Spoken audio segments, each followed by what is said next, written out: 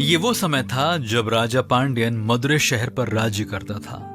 उसने लोगों से बहुत ज्यादा कर वसूला और इस वजह से वह प्रतिदिन संघर्ष करता था। एक भविष्यवक्ता था जो उस समस्या के बारे में जानता था और राजा से इस बारे में बात करने गया। वह बहुत स्पष्ट बात बोलने वाला था और सच बोलता था। उसने राजा से कहा, हे राजा, अगर आप अनाज काटते हैं और जंगली हाथी को भोजन के रूप में देते हैं तो यह कई दिनों तक चलेगा, लेकिन इसके विपरीत हाथी को खेत में लाने से क्या होगा? हाथी के शरीर और पैरों से रौंदने के कारण अनाज नष्ट हो जाएगा और जानवर के खाने के लिए कुछ नहीं होगा।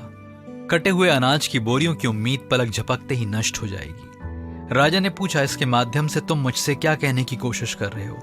भविष्यवक्ता ने जवाब दिया, हे राजा, अगर आप गरीबों से कर के रूप में कम राशि वसूलेंगे तो आपके पास करोड़ों का धन हो जाएगा और अंत में देश समृद्ध होगा। लेकिन इसके विपरीत कर के माध्यम से ढेर सारा पैसा मांगना वैसा ही होगा जैसे हाथी के पैरों तले रौंदे गए खेत का। लोग पीड़ित होंगे और ये राजा के लिए उपयोगी नहीं होगा। काफी सोचने के बाद राजा ने उसके सुझाव को स्वीकार किया। उसने केवल आवश्यक कर मांगा और उससे ज्यादा नहीं, और लोग उसके कारण खुश रहने लगे।